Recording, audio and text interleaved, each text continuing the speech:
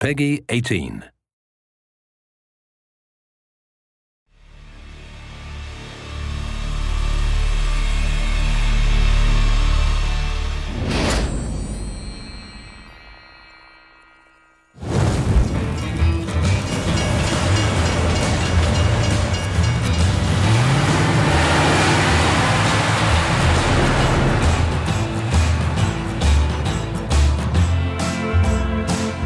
The ambition with the cutscenes is to make every single scene interesting enough in itself as something that the player would want to see. You can watch them, you get like an introduction to the level, you understand the characters a little bit more, and then you go on with the game.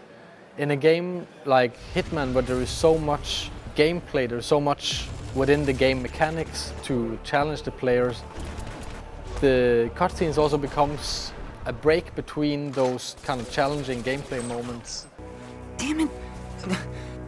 Mr. Dexter is not someone that you want to mess with.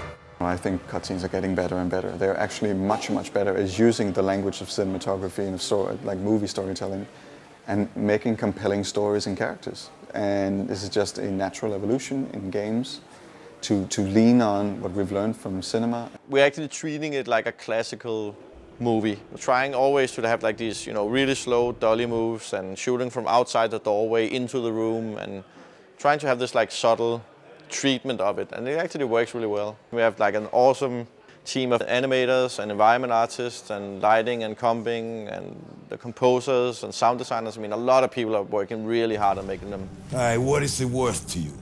Name your price. If they convey a sense of motivation to play the game, and we've taken a lot of care to add that to Hitman Absolution. It's all well and good to be given a task to go and you have to take out a certain target, but if you can apply an emotional reason or a really solid motivation to do that, it just makes it more enjoyable and a lot more fun to play. Now listen to the city. If anyone mentions the girl, you know what to do. I'll call you. We started out wanting to do motion capture and then do voice acting separately and kind of combine this as a classical way, at least for us to produce cutscenes. But we were allowed to hire real professional Hollywood actors and do the performance capture, which is basically doing motion capture, facial capture, and voice at the same time. Mr. Travis, you know this is my prayer time. This definitely reminded me of making literally a motion picture. And that it's like very beautiful, very clear, and I think that it's a wonderful aspect that they've added to the video game. The basics of motion capture is that we have a series of cameras placed around a room and they record optically these little markers that are placed on actors. And it triangulates the data in the space and records movement, and we cover the actors with all of these and we can tell where their arms and legs and torsos are in space. And that gets applied to the skeletons of the characters.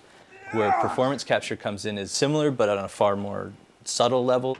We had a helmet-mounted camera and used that as reference for keyframing. You have to marker up the face. There's a lot of micro movements that get captured, and that goes through a similar process, but it usually requires far more cameras to pick up the smaller dots and the smaller ranges of movement. Also with ours, it required a soundproof studio, which Giant had, where we shot, so we could have the actors' voices synced up with their movement and just get a more believable performance out of them. That was really important to us. Well, I always describe motion capture to people as the most natural performance an actor will ever have in the most unnatural environment. Because you're never having to cheat to camera, you're never having to cheat to a light, you're never having to worry about a camera over the shoulder, they don't have to worry about hair, makeup, lighting, wardrobe, nothing. All they're having to worry about is true performance. We found him. Okay, people, listen up. I'm giving a green light on this operation. I want 47's head on a platter in front of me ASAP! The only way I can describe it is, yeah, you got the 360 because the cameras are everywhere, but you also have this monkey suit on and this silly hat with a camera sitting in front of your face. And so the focus level that it takes is unique within itself, playing a lot of technology that you're pretending is not there. So it's a whole other thing that takes some adjusting to get to. For example, just a simple thing like, see this thing right in front of your face? It's very hard to focus on the other actor if that's there, and like this character smokes. So just technically, you can't bring a cigarette up because you smack into that camera, so you have to find a way that looks cool and goes in there and does it. So it was challenging.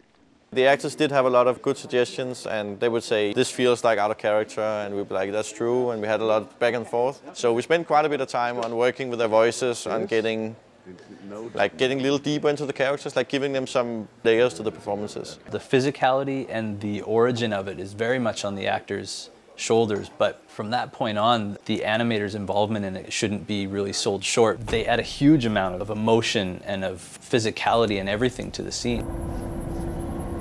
Wait. I heard you. You want me to snatch some chick? Man's gonna call you, tell you how to find her. There's a convergence where the line between cutscene and gameplay is blurring, and it's a major goal for a lot of AAA games is to have it as one fluid experience and not take the user out of the gameplay and really immerse them in the story and the characters and the universe that we've created.